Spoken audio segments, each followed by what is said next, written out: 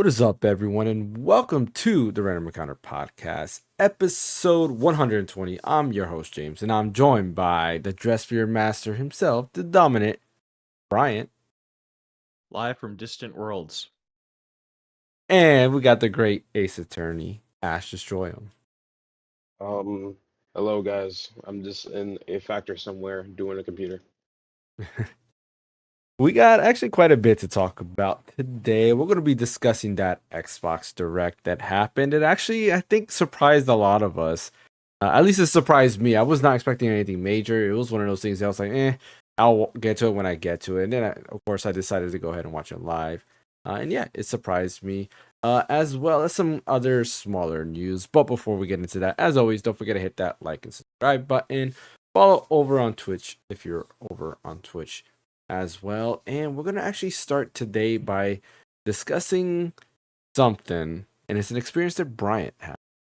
Tell us, how was Distant Worlds? Yeah, Distant Worlds was great. They had a lot of the original voice cast, or not voice cast, like music cast of like the singers, like the soloists and stuff, performing at the show.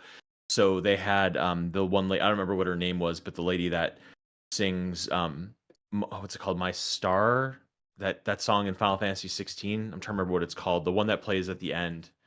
Okay. My Starlight or whatever. Yeah. Okay. Well, they had her in her. She sang. It was just absolutely beautiful, and she sang another song, I think, from a couple other games. I remember it was 14. But they played a lot of music from 14 and 16. I don't have a ton of experience with 14, but since it's Soken, I was digging it because he's probably my favorite, or between him and Numatsu. It's some other stuff too. Like they played some Final Fantasy 9. They played Dancing Mad from 4. They played Liberali Fatali from 8. Is that how you pronounce that? Yeah. Liberali Fatali. Yeah. The Prelude, they had like a chocobo medley thing. I don't think what else they played that was consequential. And then they had so they had a lot of 10 music. They had like a nice Xanarkand.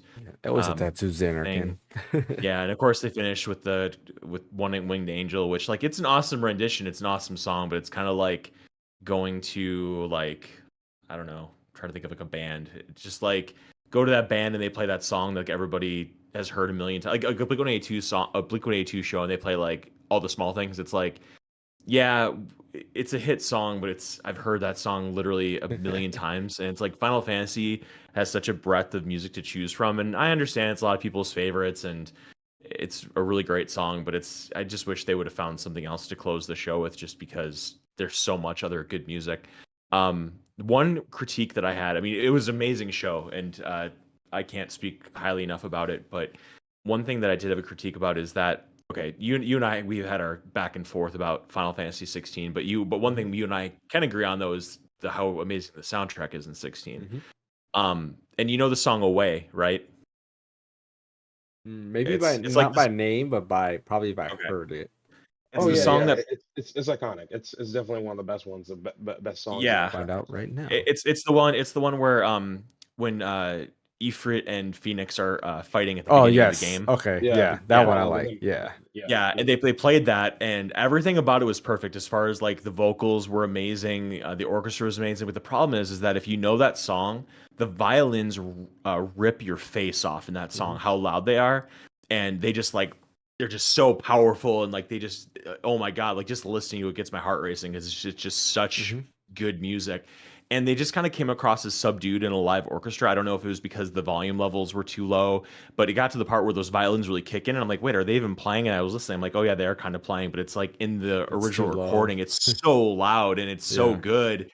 But it was still good. It was still a great rendition all the way around.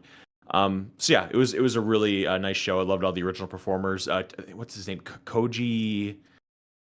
I think his name's Koji Fox. Yeah, he was there. He was in the audience. He was like 4 rows ahead of me, and I almost went up to him to go talk to him because like a couple other people did that, but I just didn't feel like getting up because I really liked him in the Final Fantasy 14 documentary that NoClip did. I don't know if you watched that, but he was in that. He did a really nice job in that, and I thought his passion for Final Fantasy 14 really kicked through, and I thought he was really likable in that. But yeah, overall great show. Yeah, I would like to see him would do live because they did it during, I want to say during the pandemic, they had one of those live concerts, but they didn't have an audience there, and it was a 14 event, not like a Distant Worlds event. And they did the Titan theme from Final Fantasy 14, which is amazing. Like, it's I'm not a big like hard rock person, I'll tell you that. Like, and this has like kind of like that vibe to it, but it does like pump you up. Like, and it comes in phases. Like, if you hear Wait, you said Titan from 14. Did you mean 14? Did you mean 16? Because no, the 14. one from 16. Okay, because I thought the Yeah. one from 16 Or yeah, was for kind of hard 6 rock. it is. Yeah, they borrow definitely the 14 vibes, but I like the 14 one because it goes in phases, and it's probably more of that nostalgia because you have Titans phase, and you're like, okay, it's kind of chill. It's an easy phase, so it has like this light, like I don't know, like rock vibe, and then it goes a little bit more heavier to the second phase, and then finally, you have the final phase where there's like I don't know what you would call. I don't want to say like death metal because I feel like that's wrong to say it. Like, it's the wrong type of genre, but it has like these like light vocals. I'm not sure. Nobody here has heard 14's Titans theme. I think No, I I have haven't. before. And I think I have before. I think so, and I think I know what you're talking about. Let me see if I can play it. I can see it from your perspective. It makes sense. Yeah, it's something I like, and I like the final part. And what's funny about it is that I think he does the voice. He's the one that does the voice to because it's all in English, but you can't hear it. Yeah, so he does the voice for that, and then the live performance had him doing the voice for it too, which is why I assumed it was him. Let me see if I can get that up here because now you guys are right now disappointing me. No, just kidding. Yeah, I think it's called Under the Weight, but I want to find one that has all right, here it is. So I gotta share my audio. Just real quick, if this What's plays, will this have any effect on our copyright as far as like on like podcasts and stuff? Okay. No, typically video game stuff is good. Like, actual like music has a lot of effect, and some music usually it's like Nintendo themed. Is usually the ones there, but like when I mean Nintendo things, like think of the iconic like Dire Docks, right? Or Dire Docks, like that one is for whatever reason gets a lot of copyright claim. Why? I don't know. But hold on, let me go into I think I gotta go so you can hear the correct thing. Let me see this real quick. All right, can you hear me still? Yes. Yeah, I can hear you. Okay, just making sure. All right, now tell me if you hear the music too. Do you hear the music as well? No. You don't hear the music?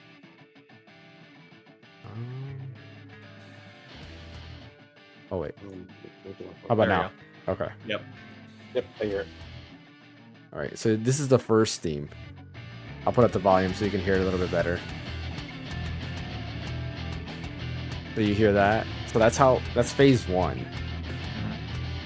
And then there's 5 phases. I lied. I said 3. Oh gosh. Yeah. So then this is phase 2. Right? So like now it starts. Yeah. It's coming back to me now. Yeah. And then this is phase 3.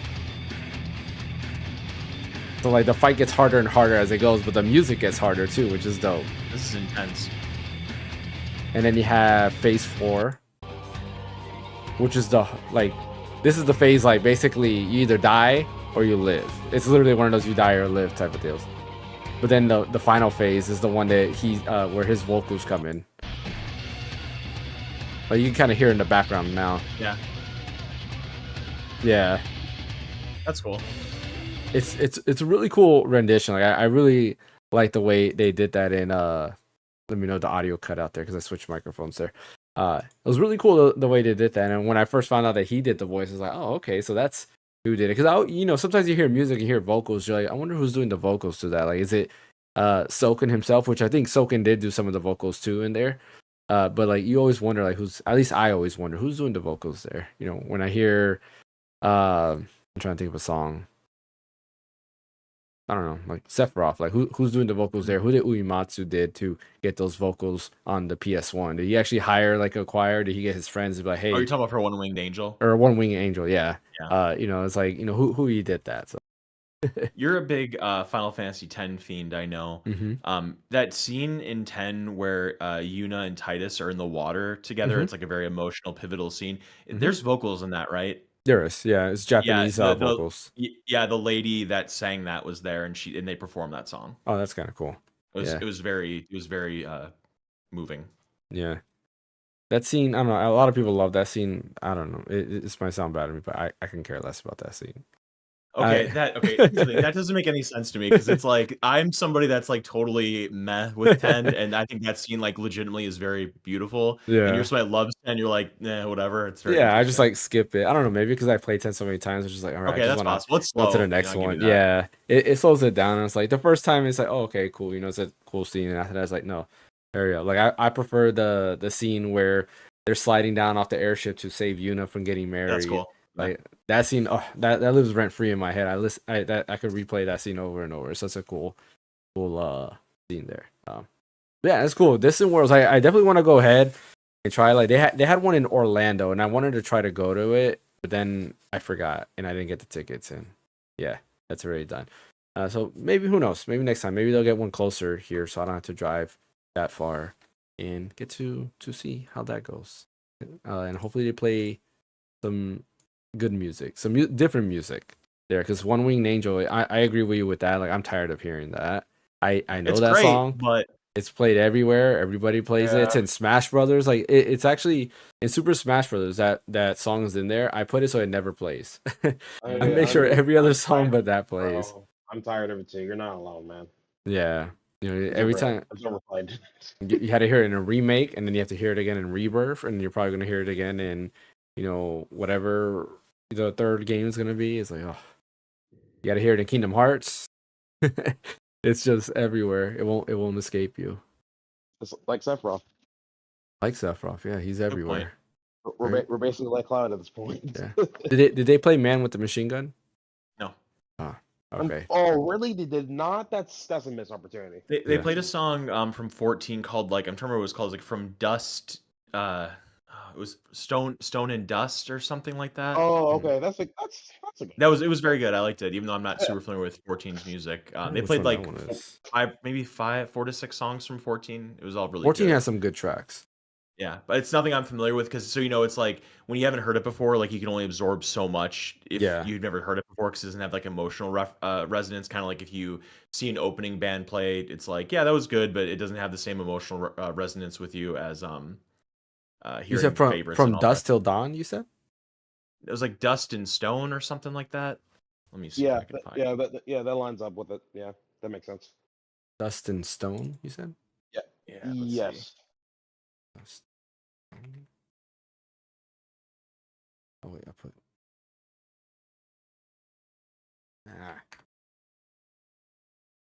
Not White Stone Black. No. Yeah, it's not What's popping it up here. called?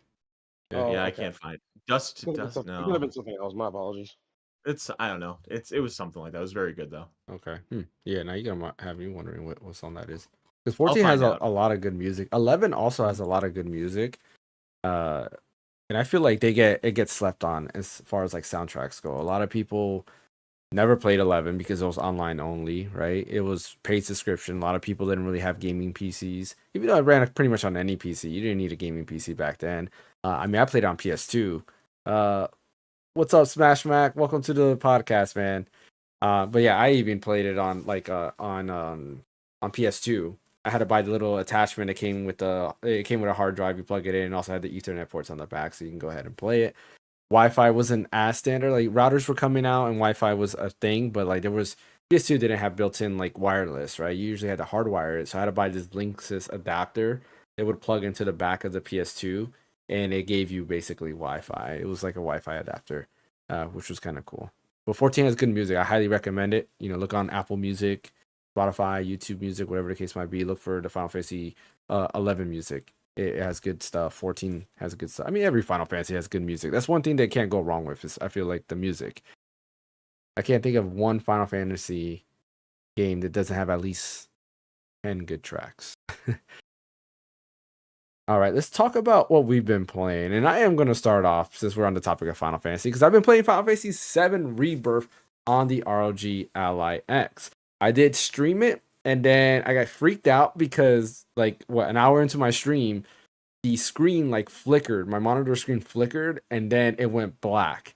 And then it reverted my screen to the ROG Ally. I was like, wait, don't tell me my USB-C port like fried. Like literally that's what I thought, because the only thing I had did was plug in my my power adapter into the second USB-C port. So I thought something might have happened and it just fried out. And I was not getting any video. So what I actually had to do was uninstall the AMD Radeon drivers and then reinstall it, and that fixed everything. And after that, I was like, you know what? I'm not going to mess with any settings. I'm just going to play it as it is. But I think I found some good optimal settings on the ROG Ally X.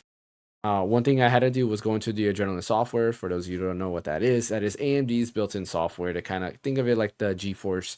I think it's called the GeForce app now, whatever the NVIDIA version is.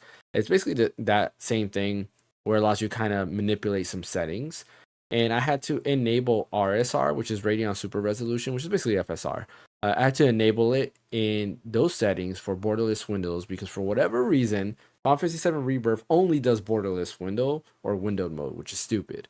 But for RSR to work, it has to be full screen. So since you can't do that, you had to manually put it to that. And then from there, you can choose quality or performance.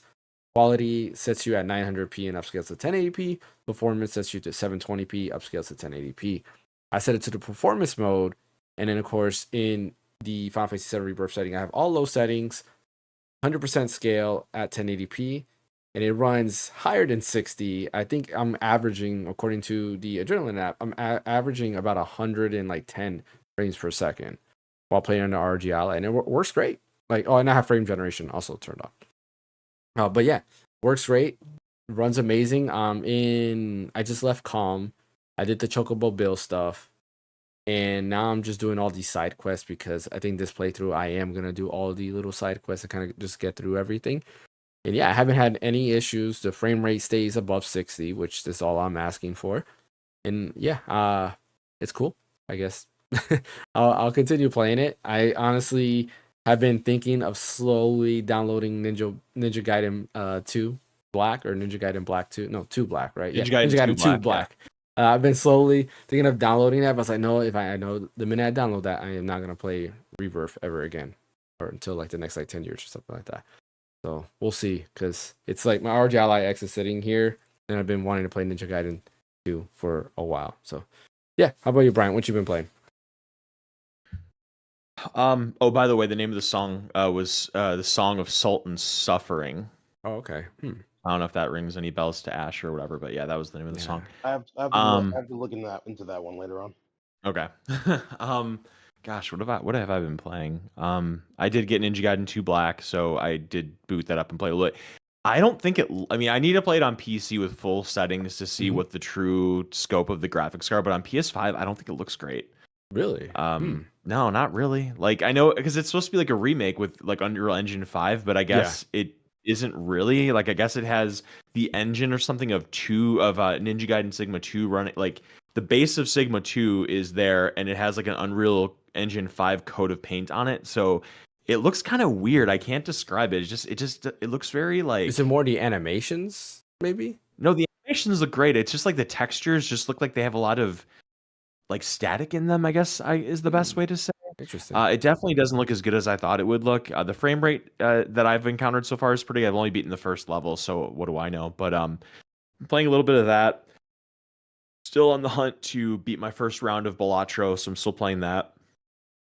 I booted up Street Fighter 6 just to kind of go through a couple of characters that I hadn't gone through in anticipation of Maya Shinrai coming next week or in 2 weeks, I think. So that'll be cool to play that again.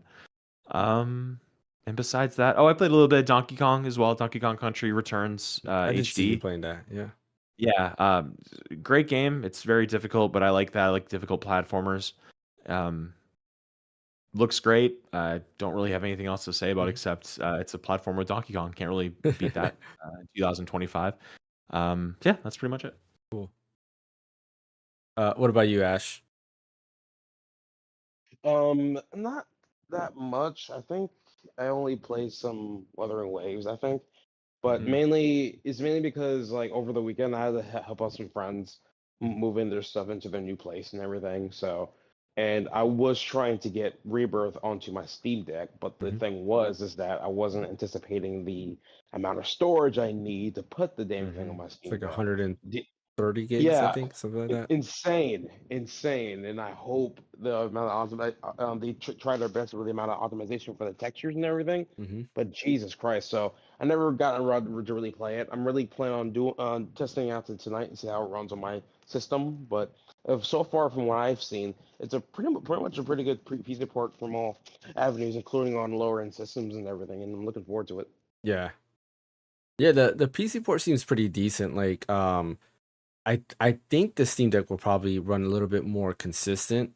It runs at 30 FPS, right? You're not gonna get higher frame rate, but more consistent. Because the issue I had, especially you saw the stream, there was a lot of stuttering, On the and rod, yeah, and I think it's frame pacing. There is a driver update that is specifically for Final Fantasy 7 Rebirth, but AMD themselves says not to do the update on the ROG Ally. Though I have like kind of like looked around on Reddit, and some people have done the update and said they had no issues. I probably won't do that because I don't know what it will do, right? Is it gonna break certain features that are in the like little quick menus? So I'm gonna just probably wait till hopefully Jesus does an update and fixes it themselves. That's kind of the issue with these, third party Windows PC devices, right? You kind of have to rely on them to kind of go ahead and get all this done because if they don't do these updates at a consistent base, then you're losing a lot of potential. The Lenovo Legion Go is a good example. It was kind of slow for updating, and then eventually it had the updates, and then it slowed down again, which is why a lot of people were kind of upset with just the Legion Go in general of how they were doing things, and why people are kind of skeptical with the Legion Go 2 and the Legion Go S and all the other stuff. So that's one thing I hate, but hopefully it has better frame pacing. I will say this: ever since I did everything that I did with RSR and all of that, I haven't had the frame pacing issues that much, but it's still there. Whenever I go into a new area, it's like if the textures are loading in or shaders are loading in or something, but it starts stuttering really bad, and then it'll kind of after a little bit it goes smooth again, and it's very annoying, very very annoying. Even after the shaders compile in the beginning before you start, it's still annoying. One other game I forgot to mention too is I was playing Onimusha 2. I was replaying Onimusha 2 as well on the Retro Pocket. So I wish they would release 2 and 3 so bad, yeah, release them. But I think because of the movie stars that are in 2, I think like Gene Reno and some other famous like Japanese actor, like it's probably never gonna happen. yeah. Well, I think that wasn't that only in 3? I believe. Was it in 3? Yeah, I Well, know either 3. way, they're probably Yeah, never gonna re-release 2 or 3. yeah, 2. Yeah, I don't know. There might have been another famous actor in 2 that I don't know. Yeah, 2 is good. I'm playing it, enjoying it. You will see probably a lot of that in my Retro Pocket 5 review because that's kind of the game that I've been playing to test out PS2 emulator on that. Oh yeah, so let's go ahead and dive in with some of the smaller news here. Starting off with something that I just found out right before the podcast, and that is breaking Skies of news. Arcadia. Yes, I saw this. Yes, Skies of Arcadia was trademarked, or the trademark rather was renewed by Sega, and I think that's awesome news because that means a possibility of getting a remake at least, or a remaster, something to that degree. Yeah. And I think that's awesome because Skies of Arcadia is one of those games that I played only a demo of as a kid. I never played the actual game. Had the Dreamcast demo and always did the demo over and over again, but I never got the game. And even when it came out on GameCube, I still didn't get the game. I have it on my like Retro Pocket. I just haven't played it. It just sits there on the game. I have the GameCube version. I mean, it just sits there. Skies of Arcadia Legends, I think it's called. Yeah, Arcadia Legends. Yeah. And I don't know, one of those things makes me want to play it because, like what we will discuss later on in the podcast, every game I decide to play, a remake or a sequel comes out right after that. Happened with Paper Mario and 1,000 Year Door. Happened with Metroid Samus Returns. After I beat that, then Metroid Dread came out. And a couple of other games that I can't think of. Donkey Kong Country Returns is a great example. Yeah, play Eternal Darkness. I do have to play that, and we'll get yeah, that. Then a remake of Alchema, hopefully. I have to put that in my Retro Pocket so I can play that for the first time there. I would love to talk about that with you. Yeah, but I'm excited for that. Has everybody here played Skies of Arcadia? Yeah, I have. Yeah. What about you, Ash? I don't think I've touched that game. When did the game come out? I Like mean, the 2000 original probably. one, yeah, it was probably like 2000. 2001, something like that. Yeah, Yeah, that explains a lot. I think it wasn't familiar with that game when I was growing up. So yeah. They had I guess the closest you'll get to an Easter egg of them, which was nice of Sega, was in Valkyria Chronicles. In the first one, you get what's their name? Vice. I think they have different names. Ica. It's Vice, Ica, and the girl. She's a medic, so she's not on your team, but they're in the game. Vice and Ica are there as characters. They can be on your team, and In what then game? Valkyria Chronicles. Oh, cool. Okay. Yeah. So Vice and Ica they can be on your team. Vice is I forgot what each of them like what class they are. He's the But pirate class. I'm yeah, kidding. no, he I don't know. I don't know if he's the machine gun type and Ica is the rifle or vice versa.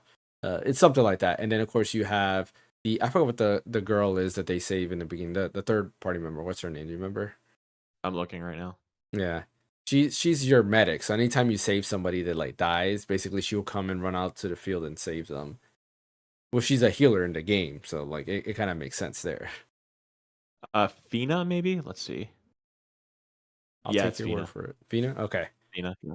Yeah, so she's in there too. And that's like the last time you get to see them in any game. So I would like for a new, or not a new Skies of Arcadia, but a remake. Let's not do a remaster. Let's do a full on remake. Get good graphics, Unreal Engine 5 if you can. You can keep the gameplay turn based. A lot of people will be excited for turn based. I mean, Sega's doing well with Like a Dragon being turn based, and turn based is one of those things that's coming back. We have, we'll be talking about, Expedition 33, Player Obscure. Yeah, Expedition 33. We'll be talking about that, which is turn based. There's other turn based games out there, so I think turn based back would be fine. So I wanted to say a word on Skies of Arcadia since I'm the only one that played it apparently. I mean, you played the demo, but I played the real game. Yeah. So I played what I the love fake about game. Skies of Arcadia is it's so Dreamcast. That's what I love about it. It's just because the Dreamcast was such a gamer's game machine. It's kind of like the Steam Deck of 1999. Like it was just very centered around games. The system was really fun looking, had fun games on it, had the internet play for like the first time. The graphics took a huge step up from like N64 and PlayStation. And I remember playing NFL 2K and like it's never gonna get better than this. And you look at it now and it's kind of laughable, but it looked like a broadcast at the time. But Skies of Arcadia is just such a fresh feeling RPG. The battle system is just really nice and just a very classical turn-based RPG battle system. The characters are fun. It's a cool setting, like it's all these islands in the sky, and it just very much belongs in this era of RPGs where we're kind of just getting all kinds of really new and interesting ideas like Claire Obscura that we're going to be talking about. And I think that this kind of can fit right in there. I mean, they're bringing back all these other properties. Virtual Fighter is coming out tomorrow. I mean, it's a remaster of 5, but that they're going to come out with another Virtual Fighter soon. That's a totally new one. You got Crazy Taxi, Jet Set Radio. They're coming out with new ones of that, and then I think there's one other one. Is it like Altered Beast or something like that? They came out with Streets of Rage, and that was really good like a couple of years ago. But then they're coming out with something else too. That's like one of those old Sega properties. So it would just be such an awesome game to have in the current gen, and I'd buy the crap out of it. Yeah, I agree, and Ship they're not the battles. only one. Like, I mean, Ninja Gaiden's back, right? Like, we'll be discussing that. Like, a lot of games are coming back, and to me, I think this also proves a fact that the games back then do stand the test of time, and they can come back. They can come back, and the modern audience can enjoy that. Like, it's one of those things where there's a lot of great games from back there that people who were born, you got to think in the year 2000 probably never played it, because in the year 2000 they were just born. So 2010 they're growing up on the PS3 going into the PS4 era of gaming. So there's a lot of games that they did not like play. Ash. I'm kidding. like Ash, exactly. No, I grew up on the N64. That was my beginning. So, but I do agree they should bring it back. I mean, Sega has a lot of games they could bring back. I know some people want Echo the Dolphin. I never played that. I don't know exactly That game why. would scare the crap out of me if they did a modern Echo the Dolphin. I would be terrified. I don't. That game's creepy. I've never played it, and I probably never will. It doesn't seem like my cup of tea, honestly. Have you ever watched gameplay footage of it? No.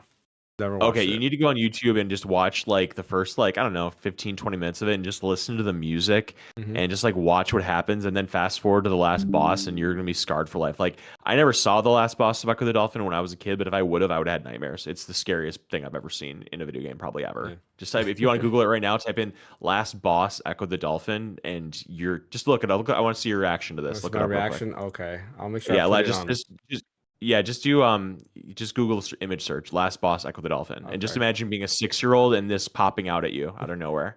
Is it like a I'm shark or serious. something? Like No, what would? it's gonna shock you.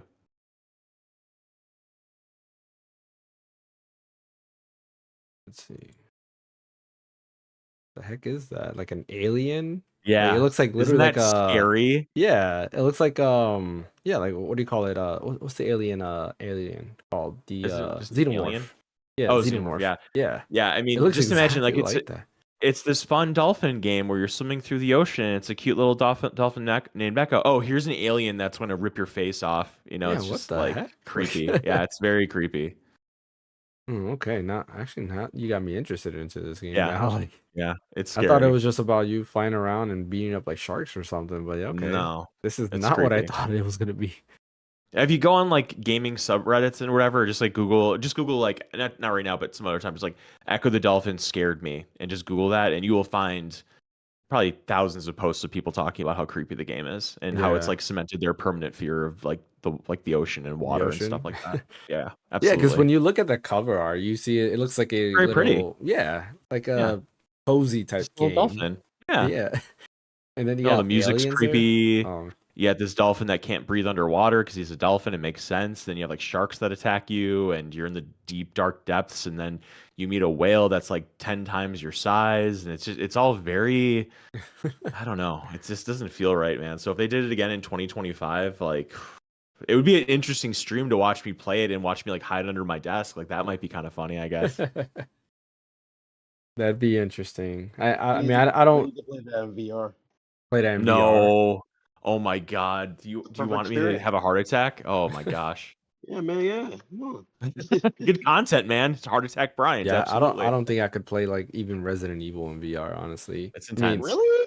yeah, Oh my to be God. fair, I can't it's hard for me to play anything in VR because I get motion sickness, so Mm. but like Oh, okay. as far as Okay. the Fair. yeah, Okay. I but don't as far think as like 4 is fear. scary. Mhm. I played 4 in VR. It's not scary. It's just intense. But Yeah. 7, I couldn't do 7 in VR. No Can you way. imagine somebody Well, playing Village in VR and getting to like Village, the baby the scene? dollhouse. Yeah. Yeah. Or yeah, the dollhouse with the baby scene. Yeah, for Yeah. sure. I mean that would be that scene Yeah, that'd be that a freaked lot. me out. And Village did freak me out because I played it using the spatial audio. So Mhm. I'll never forget. Like I'm here playing on my living room TV, and the next thing you know, I heard footsteps. But I'm looking at my stairs. I'm like, somebody come down the stairs, and there was nobody there. You're And I was looking like, for a okay, very tall maybe it's woman the with long audio. nails. Yeah, exactly. I'm like, maybe it's the audio from there, and I had to take off my headphones and double check just to make sure. They did a really good job with the spatial audio in that. Honestly, that spatial audio in itself is worth for next gen. If you're not playing games with spatial audio, you're missing out because it makes a huge difference in terms of just the environment and everything. All right, let's go ahead and talk about that Xbox Direct. The Xbox Direct, honestly, I was surprised, very surprised. I was not expecting Likewise. much from it.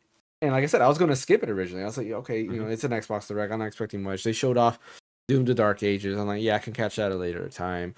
Claire Expedition 33, or Claire I'll Obscure be all over Expedition that. 33. I was like, yeah, I can watch that later on too. And South of Midnight. And then there was the mystery game. And that was the one that I was more interested in because they said it was from a Japanese developer. But then at the same time, I'm like, oh, they're probably just going to announce Final Fantasy VII Remake coming to Xbox. Mm. I can care less about that. But a couple things happened. I thought this would be at the end of the show, and they started off the direct with this, which was crazy. And right there, it was Ninja Gaiden 4. And right away, I knew it was Ninja Gaiden. The minute I saw that, I was like, wait a minute. That's Ninja Gaiden right there. You saw the Team Ninja logo. Like, it's Ninja Gaiden. There's nothing else that they're going to come out with. And sure enough, they announced a brand new Ninja Gaiden. Ninja Gaiden 4 coming fall 2025. It will not star Ryu Hayabusa. Instead, you will have a new main character called Yukumo, I believe is how you pronounce it. Isn't it like Raven? Say it again? Isn't it like something Raven? I thought he's like from the Raven clan or something like that. Yeah, that's Hayabusa's clan, the Raven clan. No, I thought Hayabusa was the Hayabusa clan. Oh, you're right. Oh, yeah, you're right. It is the Hayabusa. But I thought they were the Raven or something. Let me see. I have the I'll look right it up. here. It says we were introduced to Yakuma, a new protagonist whose objective lies at the heart of the devastated Tokyo. On his mission, I said Yakuma. Yakumo will not only encounter fiends and demons, but also the legendary master ninja himself, Ryu Hayabusa. Gameplay footage showed that Yakumo will introduce players to a stylish new take on ninja action with blood-bind ninjutsu alongside legacy techniques like flying swallow and Izuna drop. Ryu will also return. Oh, so Ryu will also be a playable character with a revamped arsenal that stays true to his signature brutality and precision. That's it. Doesn't I guess it's not really giving I thought it said in the I thought it said in the trailer, but I could be wrong. But yeah, they're like rival clans. Like him and Ryu are in rival clans. I thought yeah. So you were probably right about that. I thought I heard because I was watching it while doing something else. I was multitasking, and I thought they mentioned that he was being like mentored by Ryu, but I could be wrong because they're showing like he has similar styles, but it's also a lot different. I'm looking at the Engadget article. It says the protagonist is a new character named Yakumo, a member of the Raven clan, who will begin his battle through a dystopian Tokyo. So does the Raven clan. Okay, gotcha. So then I must have misheard and just made up some stuff there. But yeah, he looks kind of cool because he uses two katanas instead of one, like Ryu uses, and they did show off a little bit of his different techniques. Well, Ryu can use two katanas. I think you can get that weapon. Well, yeah, there's different weapons. Yeah, it's not his main weapon. Yeah, exactly. Yeah, there are. That's true. There's a bunch of different weapons you could use with Ryu, but like his base thing is basically two katanas. He starts off with that. I'm sure they'll probably have him get other weapons as well as he goes through there. And his move style is different. His look is totally different, which is kind of cool. He kind of reminds me of Rikimaru. He has the Rikimaru look with the white hair, or it looks like white at least, or it's more like black hair. Rikimaru from Tenchu. I haven't played Tenchu. No. Oh man, I don't think was that a From game? It was the first one was a From Software game. Yeah, the other two was from a different company. But yeah, it was a From Software game. Rikimaru basically is how they base Kakashi. You ever watch Naruto? No. Do you know who Kakashi is at least? Is that the white-haired guy that has like a mask on or something? Yeah. Okay. They basically borrowed from him because he has the same look.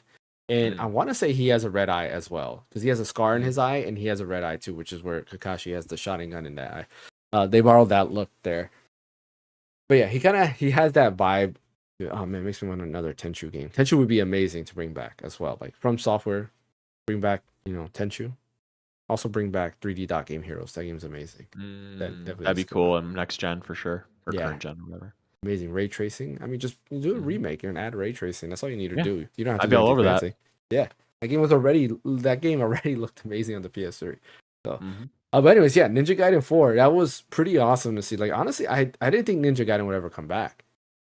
Really important note about Ninja Gaiden 4 is that they're teaming with Platinum, and that new character definitely looks like a Platinum, like how he moves and the animation and the combat looks very Platinum.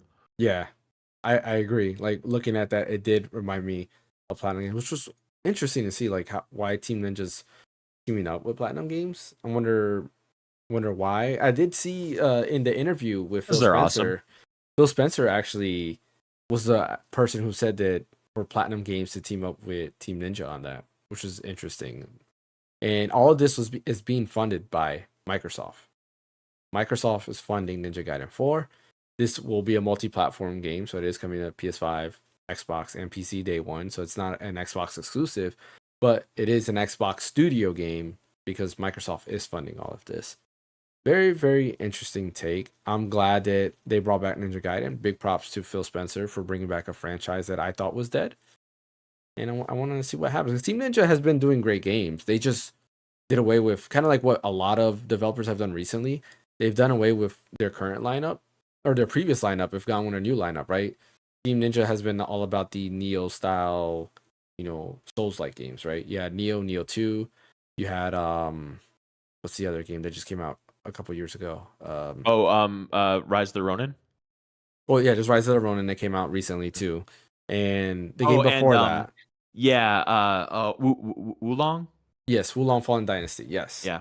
That was the other one that came out. So they've kind of done like different things. They haven't made a new Dead or Alive game. which I do like Dead or Alive. It's a great Yeah, fighting Dead or game. Alive's great. Yep. And I mean, technically, there's a new Dead or Alive game, but it's not a Dead Is or it the Alive beach game. game? Volleyball Huh? game? Yeah, it's like it's not a Yeah. volleyball game. It's like some weird like Romance simulation, thing? like Yeah. yeah, those one of those weird games. But they have that coming out, which is not the same.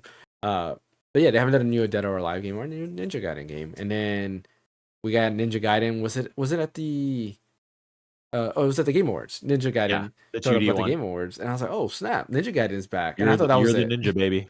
Yeah, and then this comes out, and they shadow drop Ninja Gaiden 2 Oh, when they Black. shadow dropped that, oh man, my temperature went up. I was so stoked when they shadow dropped that. I was like, I'm Yeah, totally down to play Ninja Gaiden 2 again. that was one of those things that I was not expecting that. When I got shadow drop, I was like, "Wait a minute, what? Are you What a great serious?" shadow drop. Yeah, exactly. That was pretty awesome. Ash, have you played any of the Ninja Gaiden games? Only one on the Wii U, I think. I don't know which one that Probably was. three. Three was on the Wii U. Yeah, most Yeah, that's likely. Yeah, like considered the black sheep. Mm-hmm. the Black Sheep. I actually not liked it. I don't know why people disliked it. It was okay. So I don't know. Yeah. Uh, fun fact. Like I was mentioning this earlier in the podcast. So I was playing Ninja Gaiden 3 not that long ago, like maybe a week or two ago. I was playing it using the Wii U emulator because I was messing around with some stuff and I wanted to see, I forgot what it was, but I wanted to see something with it. So I was playing it on my Wii U emulator and I played quite a bit of it. And I was like, man, that would be cool if a new Ninja Gaiden came out. And of course, this happens like this past week. That was pretty awesome. Again, another game I played, and then a remake comes out. I don't know. I'm not trying to say anything about it, but there seems to be a correlation of I play a game and something new comes out of it. So, trying to play Final Fantasy Tactics all the way through again.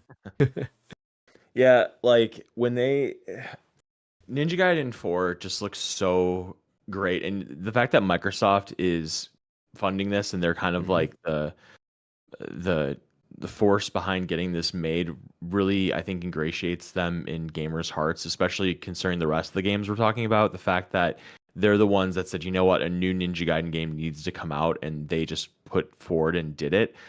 That's just such a gamer's move as far as like the kind of games that a lot of gamers are looking for right now is a Ninja Gaiden sequel. Like that's just so hardcore, and I love it. It looks fantastic. Like I said before, that Platinum Games um, collaboration I think is a great move. Not that there's anything wrong with Team Ninja, obviously, but Platinum has just been so good with action games lately. I mean, Near Automata by itself is just such a masterpiece. Then you have all the Bayonetta games and all the rest, and they definitely have made a name for themselves. And I think those two teaming up, especially when you look at how the movement looks in Ninja Gaiden 4 and those like really special attacks, like where the screen turns red and it's like really like artistic and really cool.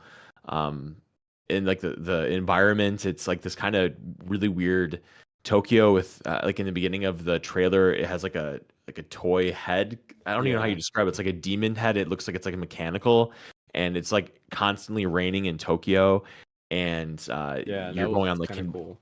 yeah, and you're going on like trains and hopping between things, and then you're just killing all these enemies, and I'm so jazzed for that. And then you go to Ninja Gaiden 2 Black, and again, I mean that game came out in '08, which is really crazy to think that it's almost 20 years old, which makes me not feel great about things, about how old I am.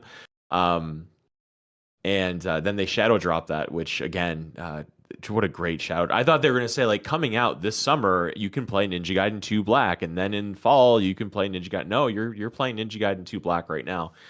And then you have that really sweet looking 2D game that's coming out, I think, in the summer, and then you have Ninja Gaiden 4 in the fall. So I just thought that was such a cool way to like. I thought they were going to save that announcement for the end. You know, that would be like kind of a cool end thing. But they just came out guns blazing and said, "No, this is happening right now," and it was just a really awesome surprise. Because like you, I was kind of tepid about this Microsoft conference. I'm like, whatever. Microsoft really is the last company that I care about. But Hmm. we'll keep talking about the rest of these announcements. But coming out with Ninja Gaiden 4 was really special. Yeah. Yeah, I'm curious to see how this is gonna go. And honestly, I wonder if they'll make a new Dead or Alive, because if you guys don't know, like Dead or Alive's story, it's tied into the Ninja Gaiden Ryu's in it. universe. Yep, he's in the first one, he's kind of the main character. Part of his clan, you have him, Ayane, who's the main character of Dead or Alive. Um, or not Ayane. Is it Ayane? No, Well, who's the other girl? Ayane is in Ninja Gaiden. Yeah, and she's the one with the purple the hair, purple right? hair. Yeah, it's not her. It's the other girl, the one with the reddish Kasumi. hair. Yes, Kasumi's the red Kasumi. hair. Yeah, so Kasumi's in Ninja Gaiden. she is in Ninja Gaiden 3, at least. I don't know if she's in 2, but she is in Are you Ninja talking about Gaiden. the original 3, like the 2D one? Oh, I No, didn't know no, that. Ninja Gaiden Oh, 3, oh, Razor's 3D. Edge. Oh, Yes, okay. Razor's Edge. Yes. Gotcha. I didn't know that. Yep, she's in there as a playable character too. Cool. But yeah, she's in there. You have, let's see, who else? In Dead or Rachel. Alive. No, there's another guy. It's I think Ayane's brother. Is Who's it also part of the Hayate?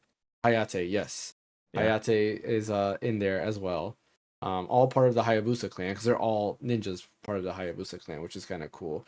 And then there's other characters in it, but a lot of them don't have to deal with Ninja Gaiden. But like the core, pretty much the core group of players that the story focuses on is from Ninja Gaiden, which is kind of cool.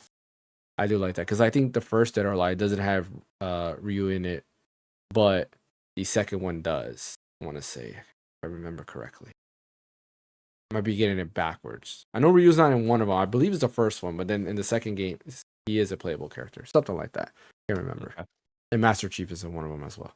Yeah, he's in 3, or no, he's in 4, I think. Yeah, one of them on the Xbox. I remember that because it's just 4 came out on Xbox 360 in 06, I want to say, because I remember that's like when the Red Ring was going on. I got that game and my Xbox Red Ringed, and I rember that Master Chief was in that. It was kind of a big deal. Yeah. Or it wasn't Master Chief. I think it was a female. It was a female Master. Yeah. Well, it was Master Chief's it looks like Spartan. Yeah, but it's a female Spartan. You're right, and that was when the theory that Master Chief is actually a female was coming like out. A voice modulator. Yeah, exactly. That would have been them just copying Samus. That's all it would have been. Right. But yeah, Ninja Gaiden 4 launches fall 2025. No mention of Switch 2, which you would think maybe the direct was already set and done, right? I assume they probably video edited this way before, so they didn't have any message or mention of Switch 2 on it. I'm kind of sad, but that would have been cool. Same thing with Ninja Gaiden Black 2. It's just Xbox Series X and S, Windows PC. It is available on PS5 as well, but no mention on Nintendo Switch 2. Maybe they're gonna let Nintendo do their direct and talk about games before like the news really starts coming out about what games are gonna be ported to Nintendo Switch, because you have all those rumors about all the Xbox games that are coming to Nintendo Switch, so that might end up being one, along with many others. So we'll wait and see that direct in April. He did. Phil Spencer did say in an interview with Dustin Legary, who formerly was part of IGN. Now he's doing his own thing on his own channel. I said Dustin. I meant Destin. Destin. Yeah. His channel. I think his name is just Destin. That's all it is. But yeah, he was talking with Phil Spencer, and Phil said that they are definitely going to support the Nintendo Switch 2. He's excited for the Nintendo Switch 2. He contacted them, I think. Yeah, he contacted them and everything. So we do know from leaks at least that Master Chief Collection is going there. We're probably going to see a lot more games go to it. So I'm excited. I would play Ninja Gaiden 4 if it gets formally announced on Nintendo Switch 2 before the game comes out. I probably will buy it on Nintendo Switch 2 over PC just to play it on there. I think it'd be kind of cool. Next. Okay. Oh yeah, go ahead. I was gonna say it's gonna be a really cool novelty to play if they really bring Master Chief Collection to all the platforms. Like playing Halo on a PlayStation, that'll just be such a crazy wrong feeling. But I'll do it just because it's a novelty. Yeah, and then they add in like they put Halo Infinite on there, and then they add like skins from like Kratos or something like that. That'd be even crazier. That'd be weird. I don't think this was the next game they showed off, but I'm just going into next was South of Midnight. Was it South of Midnight? Okay, I'm going into reverse order on Xbox because I wanted to start with Ninja Gaiden. So the next game that they have on their list was Clair Obscur Expedition 33, which launches April 24th. And honestly, I didn't need to see more of this. Like, I didn't need to see this because I'm gonna get a day one. But it being so soon, I'm excited. Yeah, I didn't think it was going to come out in 2 months. I was so shocked when I read that release date. I thought it would be like a fall game. Yeah. And now that I get to play it in 2 or 3 months, I'm going to be all over that game, man. I am so excited for that game. It looks so good. It does. Like it has huge Lost Odyssey vibes. Just looking at it, it's like, this is definitely Lost Odyssey's spiritual successor since Microsoft doesn't want to fund for like an HD remake. But I'm all for it because, when you think RPGs, there's a lot of samey RPGs out there, or they have like a similar vibe to it. This is something a little bit different, a little bit darker tone. And yeah, I'm kind of interested to see where this goes. And hopefully the story's good. Combat looks like it's going to be amazing, so I'll be excited for the combat. But my fear always is story. Like, is this story going to drag me in? There's a lot of other RPGs I've seen that Seems look interesting. very good. And then I play them, I'm like, oh wow, this is actually not that great. The story is kind of boring, and then I drop off. But I'm still excited for I this. think I think you and I will be simpatico with this game for the first time for an RPG. I think you and I are going to come together, and I just have a good feeling about this one. Yeah. Ben Starr is in it, so that Mhm. already is a tip in the cap for me and everything, and the art style and the Mhm. battle, the combat system. I think the story sounds interesting. The performances also too is really interesting in that Microsoft Direct or whatever. That it's such a small team Mhm. that's Yeah. making it. Like they kind of go over how the idea was formed and how they kind of just put together this team and they're making this game. And I think that's really cool too. So Yeah. I mean, hey, small teams have been winning lately, like Sea of yeah, Stars, amazing RPG. What's the other one? Chained Jade Echoes. Echoes. Yeah, another great RPG. There, another small team. There's another game. I can't remember the name of it. It was on Xbox Game Pass recently. That game I was so excited for, and then when I actually played it, I was like, "This is not that great." What was it? Remember? Let me see if I can pull it up. It's an RPG, of course. Let me see. I think I took it off my wish list because it was that bad. It wasn't Yeah. that Suikoden thing, was it? Well, No, not Suikoden, but like the game that was based on Suikoden or whatever. no, from the creator of Suka. No, it's not Yeah, that one. I still got to play that one because I've heard it's pretty good actually. I this is gonna wish. bother me not knowing what you're talking about. Let's see. Trying to double check to make sure I didn't remove it from my wish list.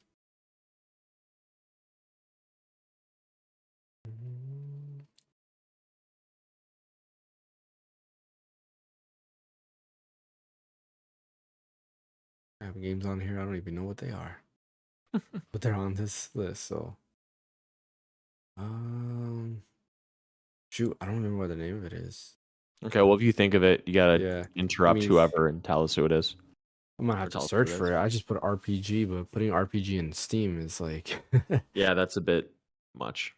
yeah. I'm gonna say no.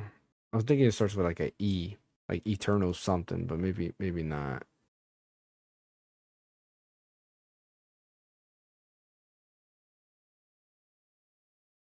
Just for whatever reason, what popped in my head now when I say Eternal Sonata. That's a good game. I enjoyed it. That is a very good game. A little Chopin, absolutely.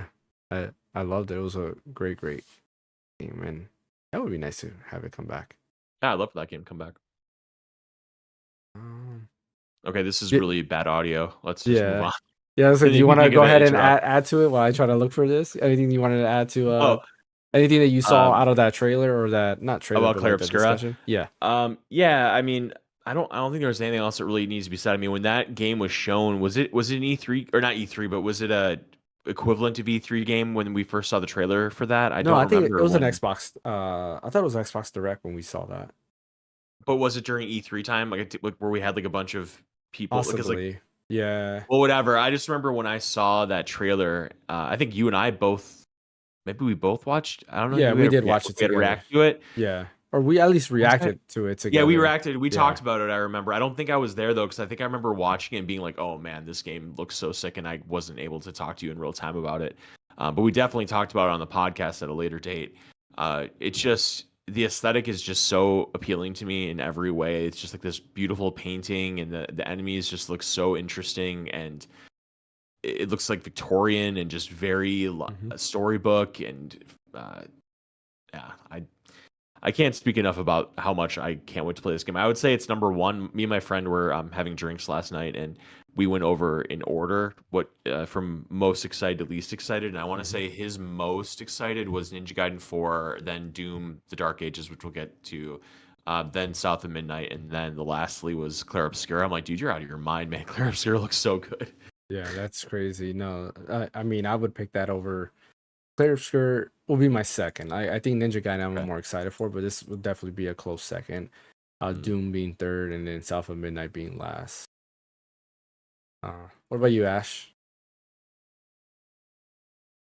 I did not watch any of the Xbox Direct. I forgot to watch it, so I don't really have an input, honestly. So, Gotcha. but it does sound like it was a really good Direct, though. Yeah, I mean, mainly What because of those games. What were you gonna say, Brian? I was gonna say, what I like about it, I mean, I can say this kind of in summation about it, is that I had no expectations for it, and really the only new thing we learned about was Ninja Gaiden 4 and Ninja Gaiden 2 Black. Mm-hmm. But just the fact that they lined up all of these games on a table and they said these are all coming out this spring, play them.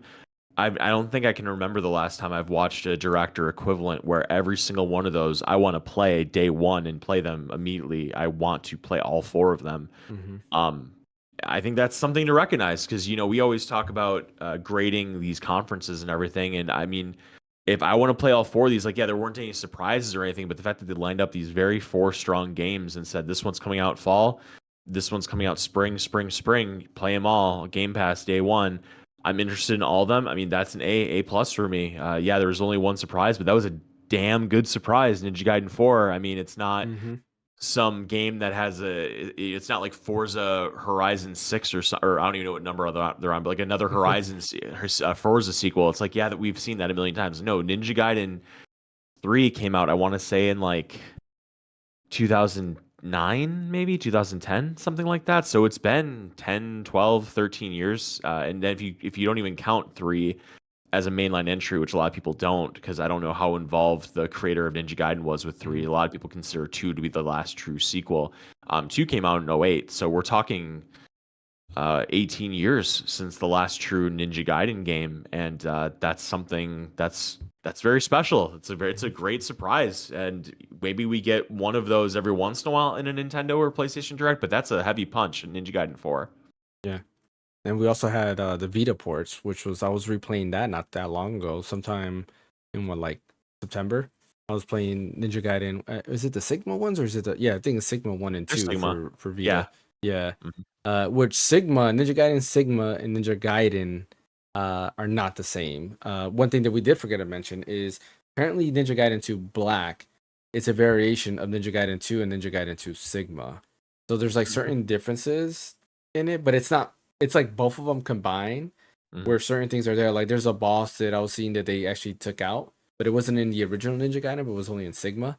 And people were saying like that boss never made sense to begin with.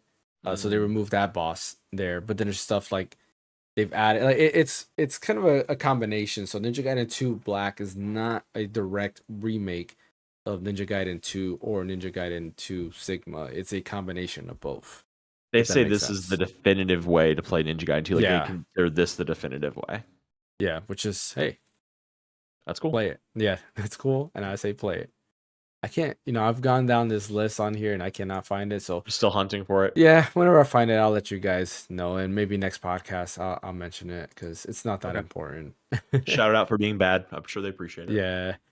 It's like it looks so cool. I watched like trailers. I watched like their or not watched, but I read updates and it looked pretty neat. And then playing it, I'm like, yeah, this is not good at all. All right. Next game on the list was South of Midnight, launching April 8th, 2025. This one, so I was like in the midst of looking at it and like not looking at it because again, I was in the middle of doing something, so I couldn't like keep full eyes on this. But it does have like fan had said this. It does have some like Kenna Bridge of Spirits vibes to it. Going for it, which is I'm all for it. It's an action adventure game, right? It's not an RPG. I mean, it probably has RPG elements like every other action adventure game, but it's more on the action adventure side. And yeah, it looks cool, honestly. Like it does look cool.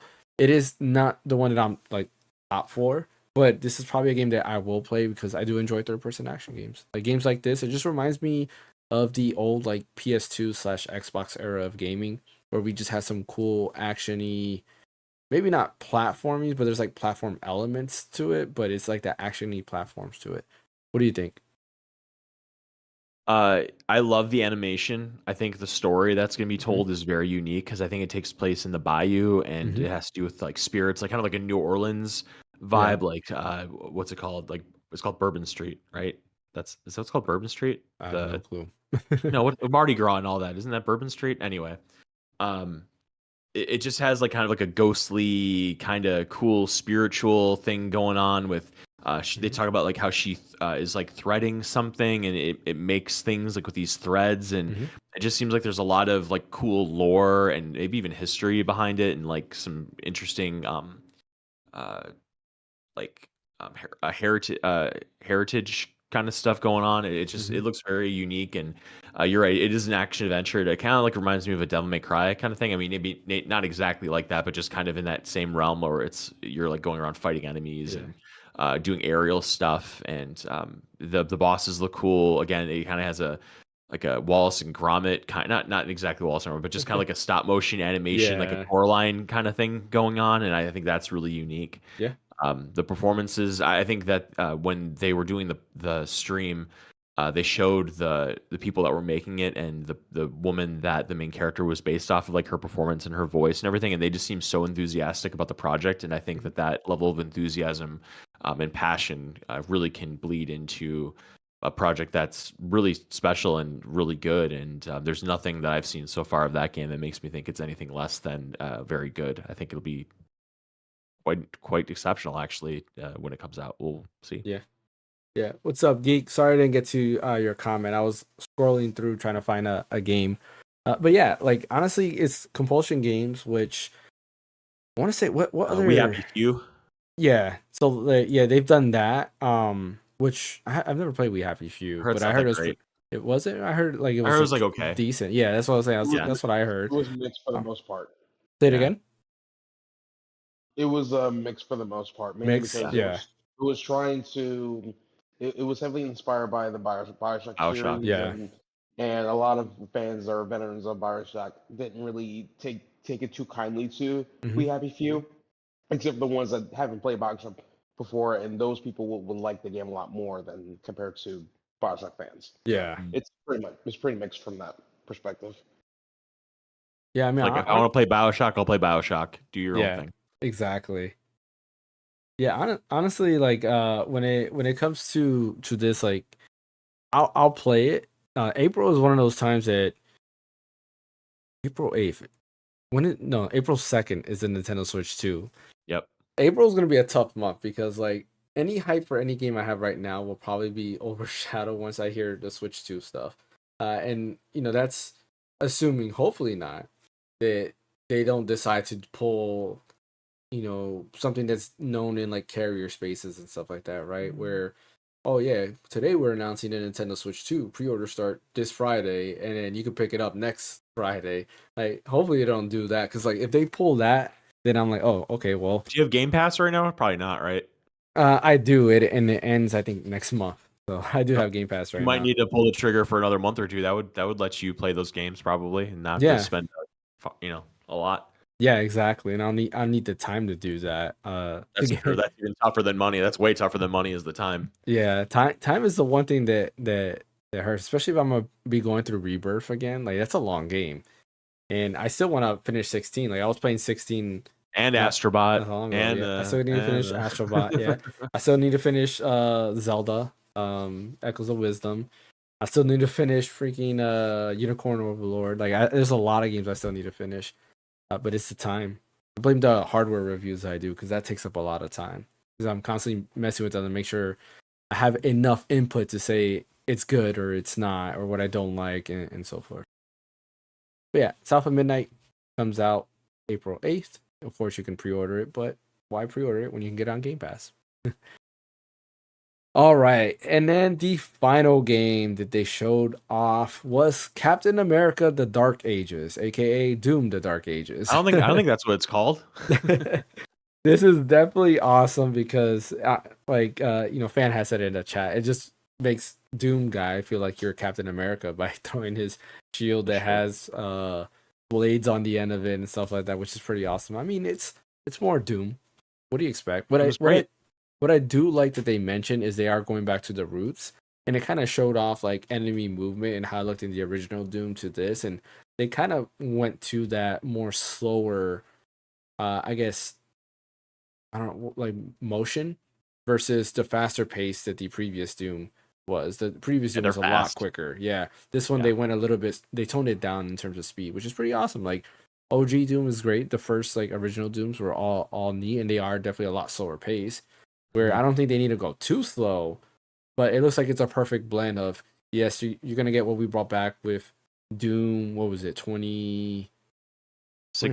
Was it 2016? The first Doom remake was Yeah. 2016. Okay, And then Doom so Eternal came out in 2020, I think. okay, so Doom 2016 like is gonna blend in what they added and started from there to what they also had in the old school Doom games, which is pretty cool. What do you And think about also, this? Yeah, no multiplayer. They announced there's no multiplayer, and they're focusing solely on single player, single which I think player. is awesome. Yeah, because you can Yes. tell looking at that trailer, it looks really special as far as a really frenetic.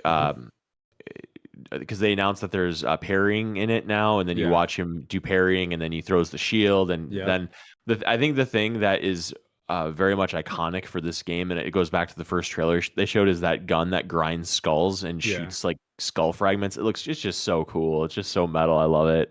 The only thing is I finished Doom 2016. I loved it. That was a great game.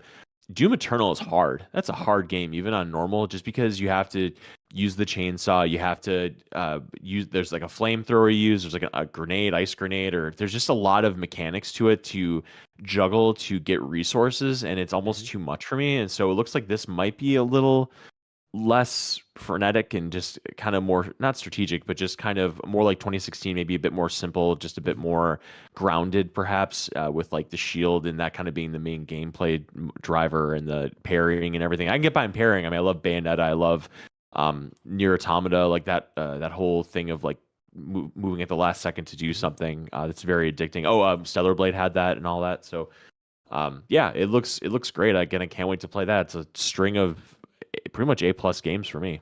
Yeah, I agree. I mean, Doom so far, Doom is one of those games I feel like has yet to fail. Like, and even then, like the least like Doom games are still very good. Yeah. I mean, yeah, I think Doom is a classic. It spun out a bunch of other Doom likes with Wolfenstein, Hexen, Dark Forces. Quake. One of my favorite games that I actually love. Dark Forces. It is very Doom like in every way, shape, or form. It just is Star Wars themed, and that's probably where the biases comes in because it's Star Wars mixed with a Doom gameplay, and I loved it. But yeah, Quake is another one, which is very Doom inspired there, and then of course it kind of changed to its own thing. But yeah, it inspired a lot of first person shooters to begin with, and great first person shooters at that. Because every game that we just mentioned are great, first person games. You do know that I'm not the biggest fan of first person games. Like I honestly prefer third person over first person, but Doom is one of those that I do enjoy. And yeah, not that long ago, I want to say in the beginning of last year before I sold my Xbox, I was going through Doom 1 and 2 and 3 on the Xbox through Game Pass, and then I sold it because I was like, all right, I can also get those games on any other platform. I don't really need the Xbox for that. Mm-hmm. So yeah, overall, like this Xbox Direct was really good. Mm-hmm. Surprising with Ninja Gaiden, and I think everything hit. Like even the release dates were big. Release dates were good. They actually show gameplay, right? Which is what we all, cry about. At least what I cry about is I want to see gameplay. Like I don't care about 3D or anything like that. Like Ninja Gaiden 4, a brand new game. They still show gameplay, and it's coming out this year, which is nice. It's not here's Ninja Gaiden 4. You'll catch it in 10 years, just like Wolverine, right? No, it's not like that. It's actually there. We have a release date, and we can be happy because we saw gameplay and saw what it's about. And we didn't mention this. I don't think we did. Apparently, like Ninja Gaiden 4. Did we mention it? The Ninja Gaiden 4 has been in development for quite some time now. No, we didn't. But that's how it's getting released so soon, is because they've been working on it for so long. Yeah, I think it was like 6 years or something like that. Maybe longer. Only that, like 5 years, 4 or 5 years. Yeah, it's crazy when you think about that. Yeah, and they kept it on the wraps. Secret for so long. Yeah. It's very rare because games leak all the time. I mean, we seen leak. I mean, just look at the Switch 2. That leaked for quite some time, and we got to see models and stuff like that. We've seen a lot of games leak before they get announced. And I want to say Doom: The Dark Ages got leaked before it got announced. I'm almost 100% positive that got leaked before it got announced. But Ninja Gaiden 4 didn't get leaked. Just kind of crazy. Yeah, they did a good job with this. Big props to Xbox. They gave gamers what gamers want, and they didn't miss. A lot of people are. Yeah, go ahead. I said now go buy it or play it on Game Pass. Like show them. Like vote with your playing and vote with your wallet. Yeah, I was gonna mention that a lot of people are upset because every game they showed here is outside. I think outside of South of Midnight is multi-platform, so you will be That's able to true. play every single game on any platform. And when I mean multi-platform, right? PlayStation, it'll be available on PS5. And Every game PC. you Yeah. see here will be available on PC, including Mhm. South of Midnight. But Doom, The Dark Ages, Expedition 33, and Ninja Gaiden 4 are all available on PS5 as well, so you'll be able to play those over there. And yeah, I mean, I think you just have to come to terms that Xbox is now a third party company. They Microsoft, that's what they're Mhm. doing now. Like that's all about. It's not about really the hardware for them anymore. Now it's about getting their name out as like the game studio that's Yep. pushing all of this gamer stuff. Which I mean, not a bad avenue to go down. But they were kind of developing this hardware, this Xbox, but now it's like they're kind of shifting away pushing from away that from it. strategy. Yeah. Yeah, And I seen like some negative feedback to it, which makes sense, right? Like now PlayStation, and there's Nintendo of course, but PlayStation is now the king.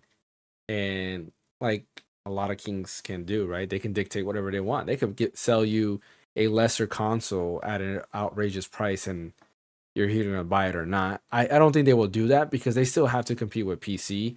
While PC is very expensive, the barrier to entry is getting cheaper because of the handheld space, in my opinion. You can buy an ROG Ally X connected to a monitor, and it's very well capable of playing games. Maybe not in the same quality of PlayStation, but still, you have that form factor. And I'm sure when the Steam Deck console that's supposed to be coming out comes out, and that if that's priced good and the spec wise is very capable, then PlayStation is still gonna have to be careful with how they price their things. So I don't think we'll have to worry too much about pricing in terms of like not the whole ball is not going to be only a Sony's court. Somebody else will come in to take place of that. If the Steam Deck 2 is very capable, there's also or Steam Deck 2, Switch 2 is also very capable, then you also have people who can go to a Nintendo device for games like that. But I think overall, you just got to accept that Xbox is now a third party company. they're a software Unfortunately. company. Yep. And kind of sucks, but it's like it's an end of an era for now. We'll see what happens in the future. And I'm just happy that they're bringing good games. Like they brought back Ninja Gaiden 4. What more can we say, right? That's all we can wish for is, better games like this. Bring back other franchises because there's a lot of dormant franchises that just need to come back. There's a lot of great Maybe games they're that gonna still need push to be Skies. made. I said maybe they're gonna be the ones that push Skies of Arcadia out. That'd be crazy. They'll get a lot of people happy with that. If they come back and just start bringing back all these franchises that people want, and they're like, "Here's money, do this," yeah, they're gonna make their Be money. smart. Yeah. They will make their money. I Maybe, mean, they definitely do have a lot of capital, so they can definitely yeah, make it happen. Absolutely. So yeah. Imagine if you just sent money to Nintendo to remake Mario 64. Yeah, It's perfect the way it is, my friend. It's perfect the way it is. maybe just pretty it up. That Yeah, would be it'd be nice. nice. Yeah, just remake an Unreal Engine 5. You can keep all the game mechanics. Maybe make the controls a little bit better, right? The camera be a little bit better, but that's it. Camera, yes. I think the controls are pretty perfect, but yeah, the Mhm. cameras, it's a little suspect at times. That's true. Yeah. Oh, I wanted to ask you too before I forgot. Have you been to a Distant Worlds before? Have you done that ever? Have you gone to one of those shows? No, I've No, always wanted they've to been in go. your Yeah. area too. I They think. have. Yeah, they were. That's what I was saying. They were in Yeah. Orlando recently. I want to say not that long ago, and I never went. And I wanted to. I remember telling my wife, was like, "Babe, I want to book a ticket of this," and I was like, "We'll wait till it gets closer to the day," and then I completely forgot. It's let me tell you something. Like I get really moved by music and stuff, Me too. especially with gaming music because hmm it has such a resonance in you because hmm it's your passion. I mean, we do this podcast because we love gaming. Um, and and I mean, I've heard the prelude to Final Fantasy a million times with the harp. At the beginning of Final Fantasy 7, when the credits are rolling in the beginning, like. hmm And when you hear it with like a live orchestration and the vocals in the background and all the dude, I got tears, man. It was really Yeah. moving and really beautiful. And my friend is just like, "Oh, I don't want to go see that live. I can just listen to the game soundtrack on my computer." I'm like, "Dude, when you're The listening to a same. live orchestra playing it and you can feel the vibrations of the music in your Mhm. body from the light and you have like the monitor that's showing the gameplay, like it's an experience and it's well Mhm. worth the money. Yeah. It's such an awesome time. Yeah, I mean, yeah, live performances is always different. Like I've been to live concerts and like a live concert versus listening to on on an app or whatever, it is not the same thing. Yeah, Right. definitely not the same at all. Yeah, I guess actually before we end today's podcast, real quick, let's mention what our top 5 Final Fantasy songs are. Doesn't have to be in any order, Oh just the first man, 5 that come to your head. I'll start off, so I'll give you guys a little bit of I time to gotta think. try to make a list. Hang Yeah. on. So we're gonna start with number 5. To me, it's actually gonna be Roland Berry Roland. I think it's Roland Berry Fields from Final Fantasy 11. I really like that song. There's just something soothing and like calm for that song. Like I really do like that. Next one that I can think of is Final Fantasy 10. I don't remember what it is, but in the beginning, when you're running to like when Sin is attacking Xanarkin and the music plays, you have Orin and you're on the little highway there and you're running away. Like that battle song. I always loved that. I think it's called Run actually. I think it's the name of the Oh the yeah, song. it's really intense. And like Yeah. when after the first Blitzball game and Sin comes and you're running with Orin, yeah, in the very beginning, I know what we're talking about. Yeah. Yeah, love that one. And then Final Fantasy 4, the theme of love. Always like that. That's always Cecil and Rose's like theme. Because literally that game is the theme around is, well, not really the theme of love, but there's a lot of love in it between them two. Their relationship is kind of, I don't know, now that I think about it, their relationship can be written better. But yeah, there's that. What was that, number 3 or 4? I don't remember. No, that was 3. Yeah, that was 3. Blue Fields, Final Fantasy 8. Yes. Yeah, and then final one that comes to my head and always comes to my head is Genova, Final Fantasy 7. Just something about that theme, especially the one that they did in remake. That was an amazing rendition where it goes in phases. I remember playing that in remake, and then you're like, "Oh, it's Genova's theme, but it's slow." I was like, "Ah," and then it gets all like hyped up, and then the original like Genova music comes in. I was like, "Oh yes, this is what I love." Oh, I love that so much. All right, Brian or Ash, whoever's ready, you go. Brian, you can go right ahead. I'm still going through my list. Okay. Yeah, I had that was really that was nasty, James, for you just to spur that on me. That's like saying like, what's your you have like 10 kids. Name your 5 favorite children right now. Don't even think about it. Yeah, no, I agree. So this is just my list that I popped off. If I really thought about it, maybe the list would be different, but these are the 5 that I came up with. Okay. Away for sure from 16 is one of my favorite Final Fantasy songs. Just that opening cinema perfectly encapsulates why I love 16 so much. It's just so epic. It gives me goosebumps. If the violins would have ripped my face off today, I would have been crying probably like I was with the Prelude, but they were too quiet. Love everything about Away. It's so damn good. Also, the next song is going to be Histoire. I think that's what it's called, Histoire, Histoire, the Holy Empire of Simbrek from Final Fantasy 16. It's on the road to Simbrek. It's just this really beautiful flute song, and it's just so. Again, it encapsulates everything I love about 16. It just has this really like epic, very mysterious, very organic kind of piece, and I've listened to it a million times and on repeat. It's just so great. Third is Blinded by Light from Final Fantasy 13, the battle theme to Final Fantasy 13. I just remember when that came out, when 13 came out, that soundtrack was very different, and especially that boss battle theme, or not the boss battle, the Blinded by Light theme was very different because it was kind of like, how do you describe it, like very orchestrated, but kind of synthy, kind of like I can't describe what was different about it, but it definitely sounded different than like 8's battle theme or 9's battle theme or 10's. It was just had its own thing, kind of. That's the first time you really realize that Uematsu is no longer part of Final Fantasy. Yeah, very different, but it's amazing. Who did 13 anyway? I'm trying to remember what his name was. Hamaguchi, I think is his name. The same person who did Remake and Rebirth. Oh, okay, cool. Yeah. All right, so that's I why I forgot like what his that name music. is. Yeah. Number 4, Breezy from Final Fantasy 8. I think that's what it's called. It's that like that little town that's by Balam Garden in Final Fantasy 8. It's a really pretty guitar that kind of puts you to sleep. Do you know which one I'm talking I about? know exactly which one. That's a good one. Yeah. It's like that do do do do do do do do do do do do do Yeah. do. Yeah, that's There's just so many. very. Oh man, that's so Uematsu. Like he has a lot of songs in pretty much any game like that. It has a sound alike. But yeah, that one is so good. Oh, It's so chill. make It me puts you cry. like literally like That was that. so It puts good. you to sleep. What'd you say? That's like gonna make me cry. That one's so good. That's It very is. memorable. It's nostalgic. It is, and I say Hamaguchi. I like Hamaguchi is the person who's making 13. It's a Masashi. I don't know how to pronounce his name. Hamazu. Forgive me, sir, because you that's are 13. amazing. But that's 13. Yeah. Okay. Also, just a runner up for 8, I still love the theme of when you go to get Ifrit.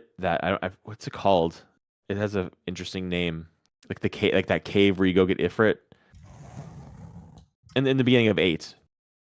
Oh yeah, Uh, the doom doom doom. do Yeah, I know do which do one. do do do do. Oh, that's Yeah, actually yeah, the that first. piano. That's the Yeah. first piano theme that I learned.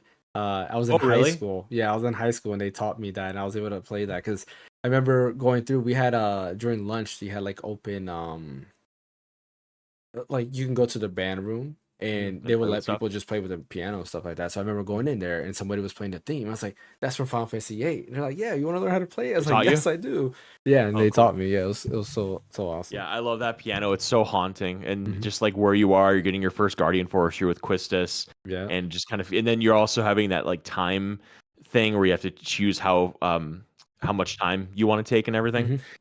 Hmm. And then I have two more, even though that's it goes without saying. I have two more.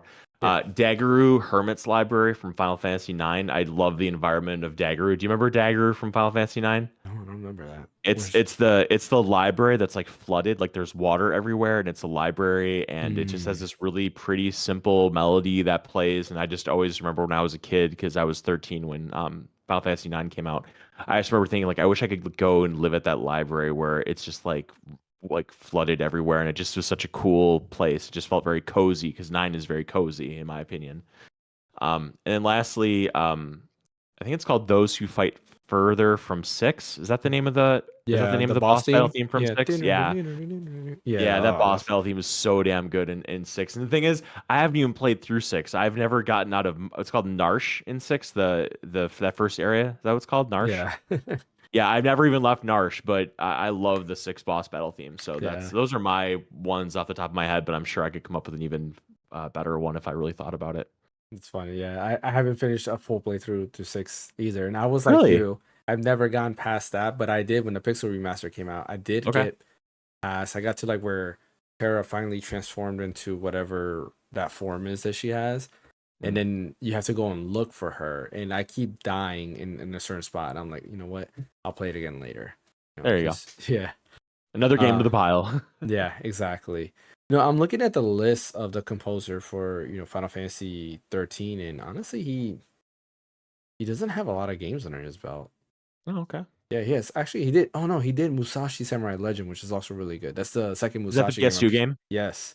Yeah, Yeah. I finished that game. That game is really good. Yeah, it does have his tone there. And he also did the Front Mission Gun Hazard.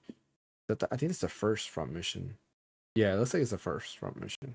Oh, you know what it is? Mhm. Speaking of 13, like why Blinded by Light is, I think the kind of hook Mhm. to why Blinded by Light is so good is that violin. Yeah, I was I gonna don't say think that. there's been any other Final Fantasy game up to that point that that I don't know if 11 had it or 12, but 13 that violin, Yeah. it's just so I cool. I mean, loved it. 15 has killer violins because it's Yoko But I'm talking about Shimomura before that, play. like Oh, before that? up to Yeah. 13. Up to 13, there wasn't much of that. Mm, Because 10 didn't. yeah. 10 was 10. I'm trying to what 10 was No. like. What was No, 10? 10 Hum didn't. 10. 10 he did some of the songs but not a lot, but 10 was more upbeat because it had to be upbeat because of Dun, dun, dun, yeah. dun, dun, dun, dun, dun, right? Yeah.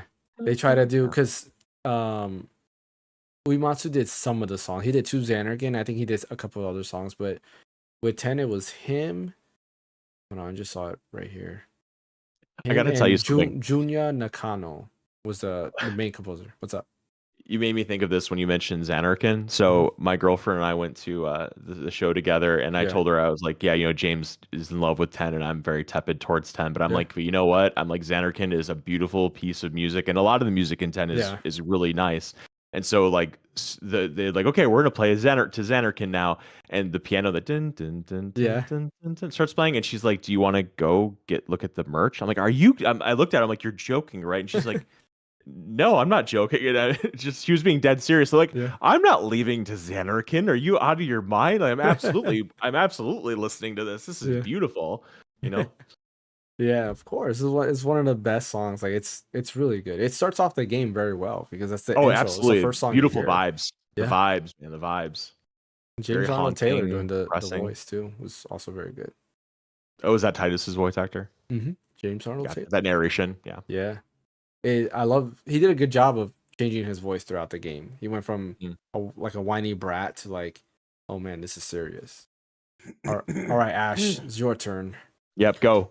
Yeah, I got on PC just to say this so that way y'all can hear me clear when I'm Yes. talking about my favorite music. So Do it. for starters, number 5 definitely has to be Sound Waterscape from FF13. Despite my indifferences for that game, I love the fucking soundtrack. They went in on that. Sound of Waterscape. I can't lie to you, bro. Beautiful. I was playing as Saz, I remember that, but I just made him stay in an idle just so I can listen and loop so many freaking times. That's how much I love this song. I was like, yes, amazing, great, 10 out of 10. Number 4 is called The Most Muscular from FF7 Remake. Have you guys heard that one before? What is it called? The Most Muscular. No, I'm gonna go YouTube. That's it right the now. one where Tifa had to do like the most amount of like pull-ups and stuff. Isn't that in Rebirth? Like when you're doing sit-ups against what's her name or whatever in the gym? Is that the same song? I don't know. I haven't played the game yet, but I know that was for some. Is it just those you fight, but yeah, but like a different version? Okay. Yes, yeah. I love that one a lot because that kind of hyped me on getting back into the gym. I just love that song so much. Yeah, it was a really good song for me. And at that time I was trying to make a program where like it hypes you up as you doing your reps with that music and stuff. And I'm still working on it, but that right there, that was a really good iteration of Those You Fight. It was really good. All right. I love that pull. That's great. Yeah, really great. And then number 3, I can't find the name of this one, but I love this a lot because it was the beginning of Final Fantasy. I'll go it by mouth, so that way you guys can recognize it. But basically, it's from the first Final Fantasy game. You have your warriors of light, and they come into the kingdom and stuff, and it goes like this. Do do do do. Oh, crap! Not the do do do do do. Yes, main theme. Final Fantasy. Oh, that was just the main thing. Yeah, I was looking up prelude for FF1, but I keep getting the wrong thing. So okay, so it was just the main thing. There's a name to it. Hold on, I'm looking it up. There's a name to it. It's called Prelude. The Prelude. No, it's not the. I did look at the prelude. It was the wrong one. You talking about like the one that's in the castle? Yes. Isn't it the plays in the castle? Yeah, no, it's the castle theme. It sounds similar, but it's different. It was just called the castle theme. Okay. I think that's what it's called. I'm almost positive. Let me see if I could. No, it's not Matoya's Cape. Or actually, no, yeah, it might be that one. Hold on. Okay, so according to YouTube, Final Fantasy 1 OST, this is just called opening theme. The dun dun dun dun dun dun. Okay. All right, but you guys know you guys know what I know what you're talking about. That's a very classical song. They played that song. Theme? Yeah, it's called the opening theme. Apparently, according to YouTube. Demo. Oh wait, yeah, hold on. It's funny that this theme's kind of like one of the most iconic classic themes. Well, we can't even like figure out the name of it, man. They played at the end of 8. I remember. At the ending credits of 8, they played it, and also at Distant Worlds, that's the song they played over the credits at Distant Worlds. So isn't it? But I think it's called the Prelude, though. It's not according to the YouTube video. According to YouTube, it's called opening theme. What in that? Let me see. Prelude is the. You know what? It's just called Final Fantasy, isn't it? Oh, you're right. That is what that is. Yeah. Yeah. You're. But hey, regardless, you guys know what I'm talking about. That's all. That's all I care about. So that's number 3. Number 2. Listen.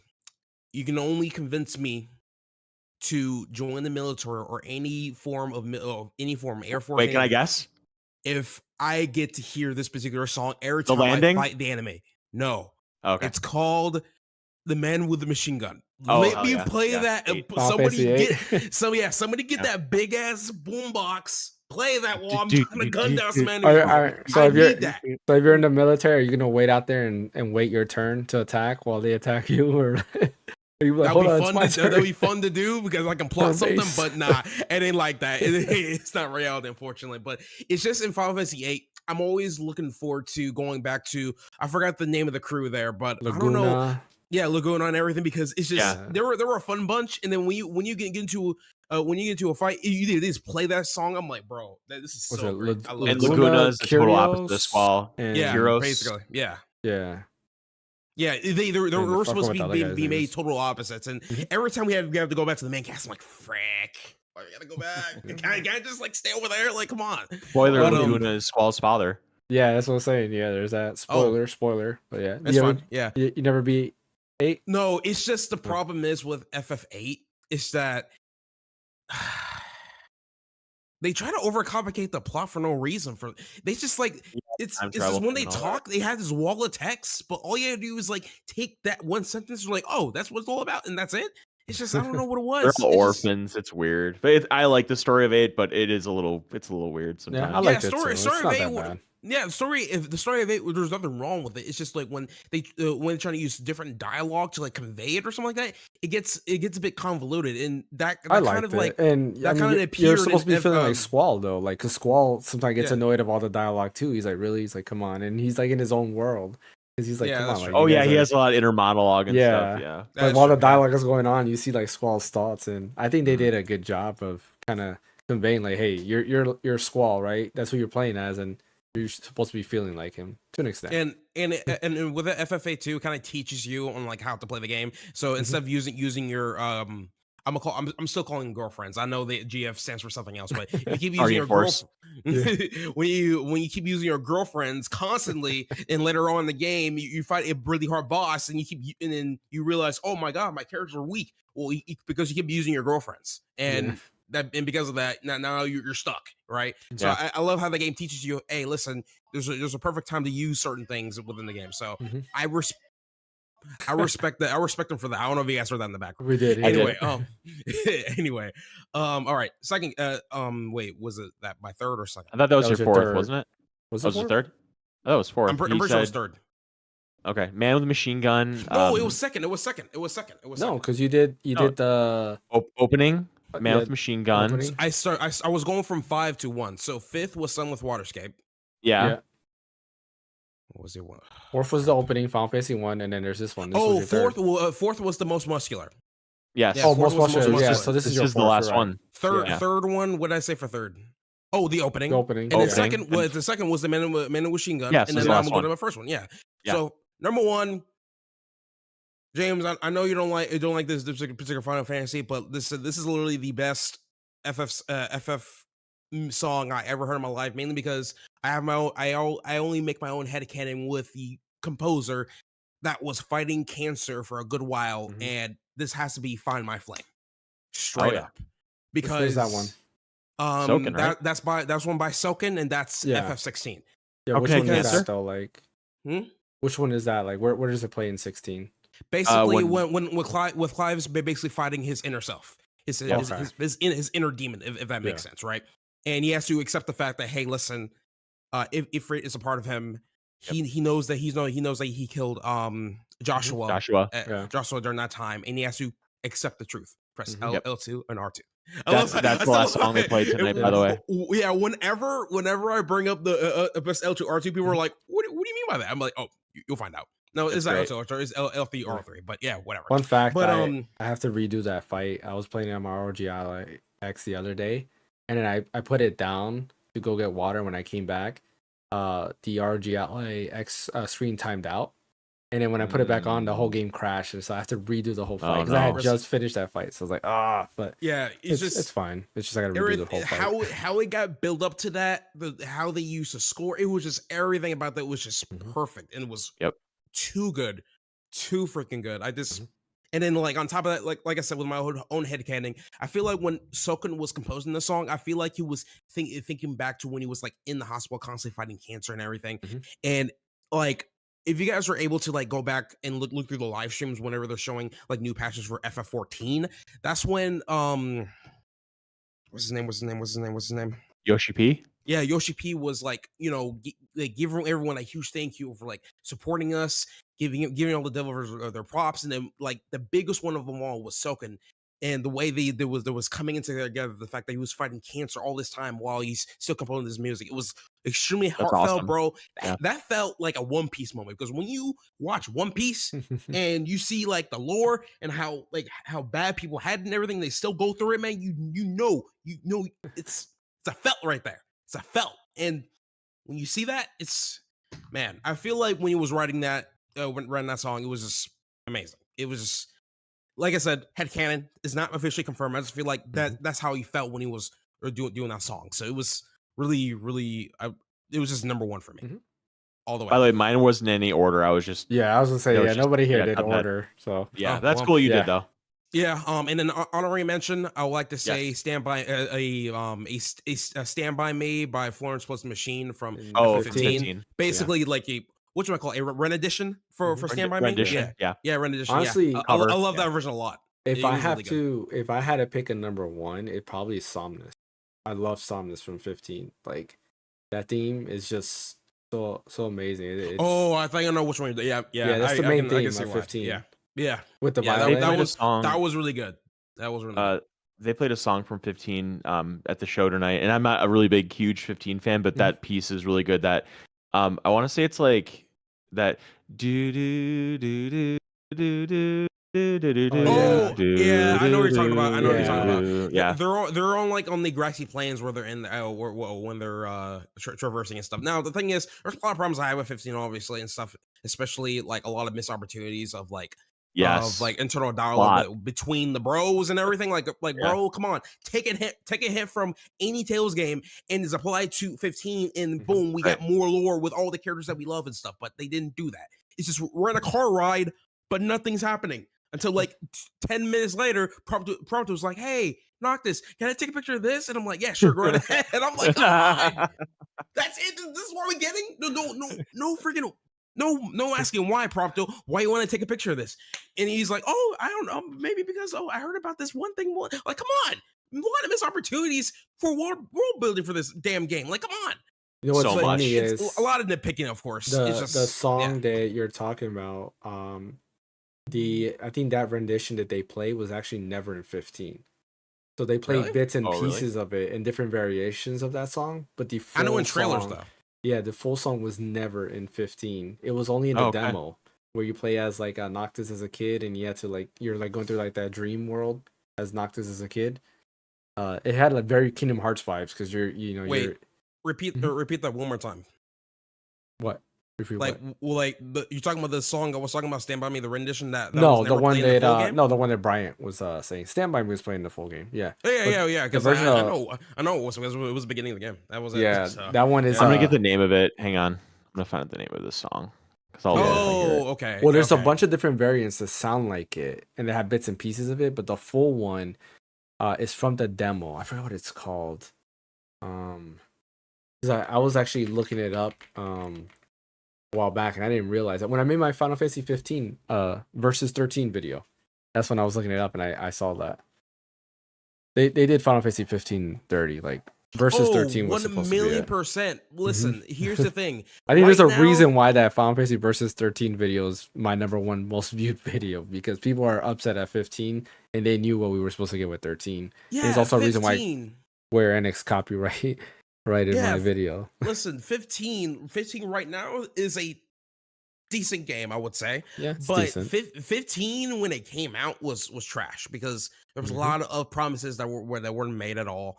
And like a good amount of people were asking, "Wait, why is 15 still being trashed on me?" Because the game was not the game that we were promised. Simple as that.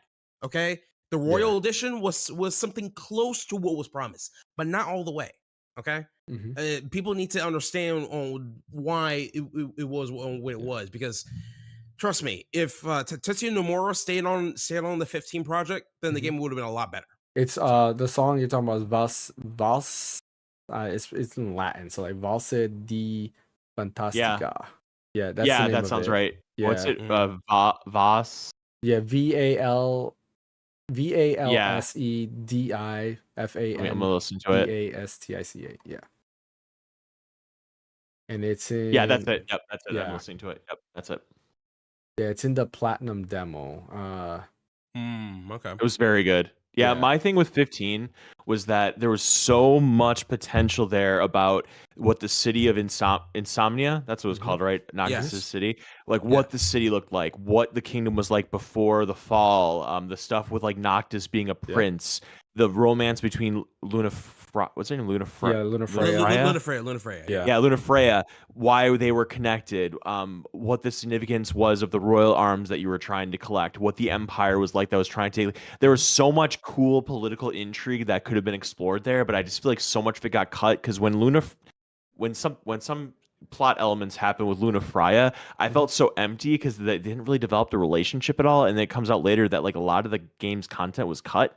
And so it was like it just felt very empty. And so I really feel like there was so much potential with 15, maybe to be like one of my favorites, but it just didn't land for me. And I really didn't like the magic system in 15 either. I can explain that. So a lot of that stuff got cut, but eventually got put back into like in other the forms of episodes? content. Yeah, in episode Pronto, episode of Ignis, this and that. And then on top of that, they also made a movie. Yeah, I as watched well. it. So yeah, and that wasn't a good way to do it. Not at all. Like they should have just push all that stuff into the game all in one.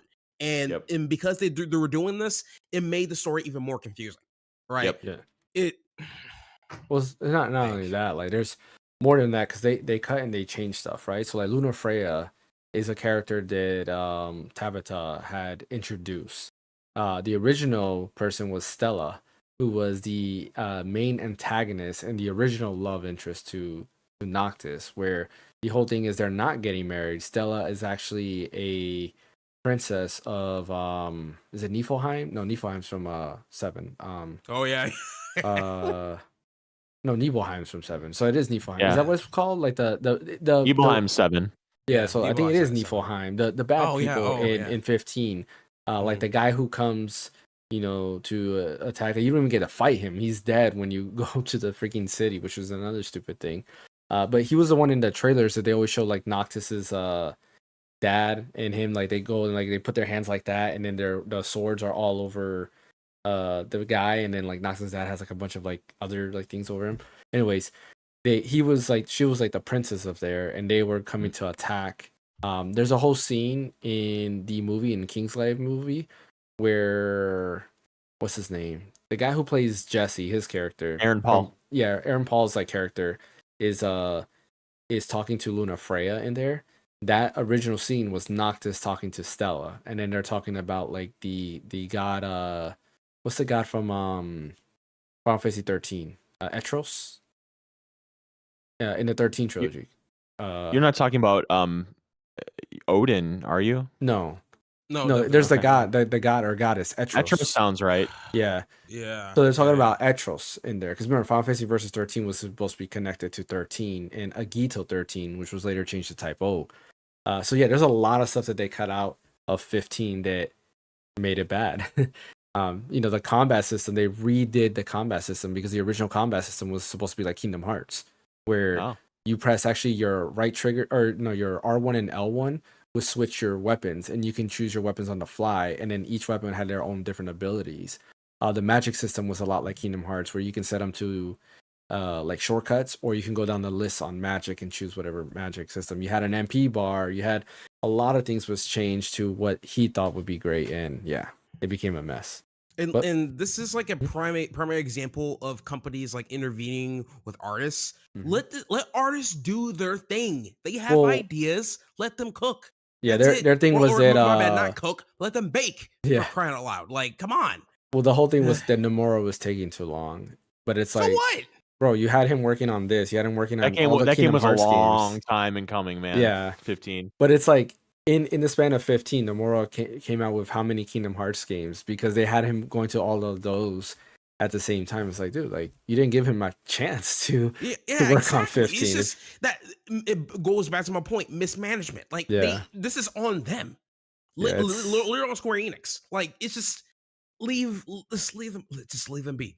Yeah. The 7 parts are coming out in nice order, I have to say. Like that was like between 2020 and 2024. Like I think those were 4 well spent years, and I'm crossing my fingers so much that the 3rd part comes out to coincide with the 30th anniversary of 7. I think that would just be so cool. What's the 30th anniversary? I think they'll learn their lesson. I think they'll learn their lesson from 27, all they did. 2027? Yeah. 2027 would be the 30th anniversary. Yep. Yeah. Which makes me feel so old. I mean, Nomura's been doing a good. Well, he's doing a good job because he's done with Kingdom Hearts 3. Like he's working on 4 now.